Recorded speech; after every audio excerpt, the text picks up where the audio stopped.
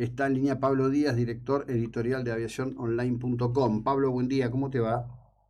Hola, ¿qué tal? Buenos días, ¿cómo estás, José Luis? Bien, bien. Bueno, ustedes ya el día 6 de junio habían publicado en Aviación Online la presencia del 747-300, al cual los spotters llaman la reina, ¿no? Ujú, sí. Este, y bueno, un poco para saber de vos qué es todo esto y qué lectura tenés de cómo venía circulando este gigante de los aires por el continente sudamericano.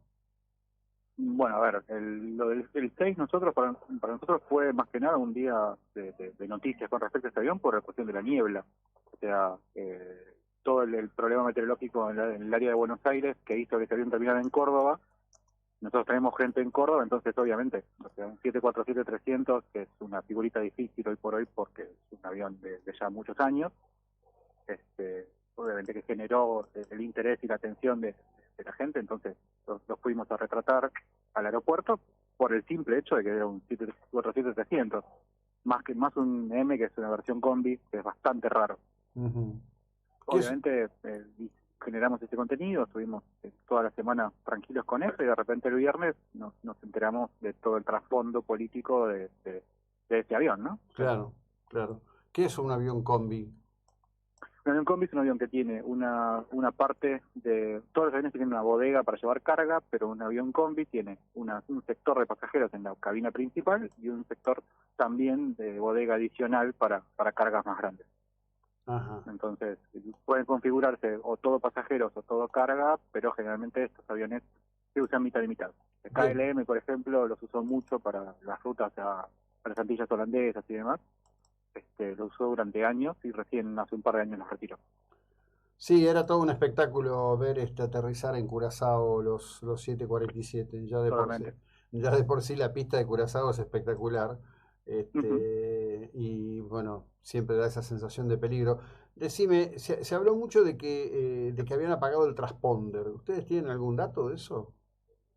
La verdad, no, igual la idea, o por lo menos lo que yo escuché con respecto al tema del transponder era como supuestamente para evitar el radar o eh, digamos, esconder la operación del avión. Es muy difícil de esconder un 747 en vuelo, primero. Mm. Y segundo, el transponder es un elemento de seguridad adicional que lo que hace es emitir información del avión, pero no lo hace, o sea, apagar el transponder no lo hace invisible. Es decir, un radar primario lo sigue tomando, simplemente que no va a tener la información declarada del avión, del número de vuelo y demás, pero no significa con esto que si se apaga el transponder el avión no se sabe de dónde va ni por dónde viene. Tal vez muchas veces la comparación que se hace es, por ejemplo, hay algunas páginas que te permiten hacer seguimiento de un avión a Ujú. partir de la información de transponder porque es pública y porque un receptor permite obtener esa información sin tener un radar, pero no implica de que ese avión haya buscado burlar digamos, el contacto radar porque no podría hacerlo, básicamente. Y además, el avión siendo tan antiguo y no habiendo pasado por Estados Unidos, probablemente los sistemas más nuevos de transponder, que son ADS-B, no los tenga instalados. O sea, pero bueno, es una suposición. ¿Pudo haberle fallado? Sí. ¿Pudieron haberlo pagado a propósito? También. Difícilmente lo hayan considerado como parte de un plan para ocultar la operación. Puede digamos, ocultar alguna parte de información del vuelo, pero no el vuelo en sí mismo. Bien, de la información disponible, ¿por qué Uruguay le niega aterrizar? Hasta donde se sabe, y esto es más una especulación que un poco nos excede, se supone que Uruguay tenía información similar a la que Paraguay dijo tener y dijo haber pasado a las autoridades argentinas con respecto al avión, la operación, el tema de las sanciones posibles a quienes les presten servicios de soporte de operaciones. Entonces, Uruguay tiene obviamente la soberanía de su espacio aéreo y decidió no permitir el sobrevuelo, es su decisión, y por tanto el avión debió volver a su origen porque no pudo repostar en combustible en Montevideo, que era su intención, para después seguir viaje, calculo que a Venezuela de nuevo. La verdad que ahí nuevamente estamos especulando, pero Uruguay tomó esa decisión a partir de información que tenía. Claro, sí. Lo que parece como que estaban muy poco advertidas o muy poco atentas son las autoridades aeroportuarias argentinas, ¿no? es un gris, porque en realidad se supone que cuando llegó a Ezeiza ya había algún dato o alguna información, porque el avión fue exhaustivamente revisado, según tenemos entendido. La carga estaba bien declarada y demás. El gran problema, digamos, administrativo, entre comillas, fue que había más gente que la que estaba declarada en el Ajá, manifiesto de carga, el manifiesto de vuelo. sí. Entonces, ahí es donde se da un problema administrativo. Mm, Técnicamente hablando, ni la tripulación hasta el momento han incurrido en ningún delito, propiamente. Es una claro, cuestión más administrativa que otra cosa. bien. Y decime para cerrar esto, Ujú. ¿puede sostenerse la teoría de Rossi en el sentido de que los estaban entrenando porque, bueno, dado la situación del avión, un avión que, bueno, que ya, si bien hay 747 volando como carguero todavía, está Ujú. fuera de línea, no hay como entrenar los pilotos, salvo en la práctica propiamente dicha arriba del avión? ¿Puede ser sostenible eso?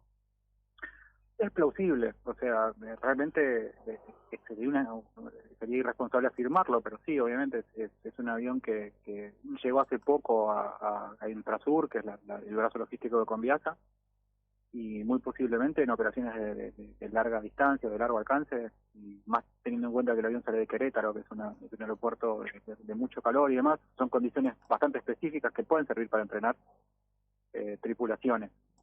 De ahí a afirmar que esta tripulación y sus instructores están todos haciendo ese trabajo de instrucción y no están haciendo otra cosa, hay un mundo, pero Mm, que es posible, es posible. claro. Lo dejamos en el mundo de las posibilidades y es una especulación más como cualquier otra. Sí, bien, y te cierro con esto. En el registro al respecto de lo que transportaba, Ujú. se dice que trajo, se sostiene que trajo, Sí. para el autopartista SAS, para la planta de Ujú. Pacheco. Sí. ¿Y dónde carga eso? ¿Aparece eso? ¿Se sabe dónde cargó Sí, ese? ¿Sí?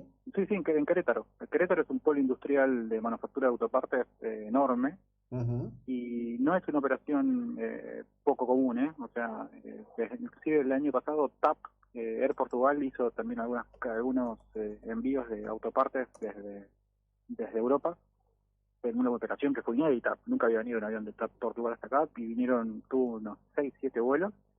O sea, es bastante común y de hecho la carga estaba bien declarada. Volkswagen aclaró que era por una tercerizada, pero que la carga estaba bien declarada. Y de hecho, la carga no quedó retenida. ujú, Se revisó todo y fue liberada inmediatamente. O sea, claro. desde el punto de vista de la operación de carga, el avión hizo todo, estaba en regla. El problema no está en la carga, sino en la gente. Sí, sí, sí, por supuesto. Bueno, ahora veremos. Ya está, ya allanaron, secuestraron, llevaron pasaporte, teléfono, etcétera, etcétera, Ujú. etcétera. Así que ya veremos qué Y pasa. habrá que ver qué tanto de esto es una sospecha, qué tanto es una realidad y bueno, Claro. habrá que ver qué se puede saber en el futuro sobre lo que pasó. Sí, señor. Bueno, muchísimas gracias por tu tiempo y por la ilustración sobre este tema. Muy amable, Pablo. Por favor, que tengas buen día. Bueno, Pablo Díaz es director editorial de Aviación Online.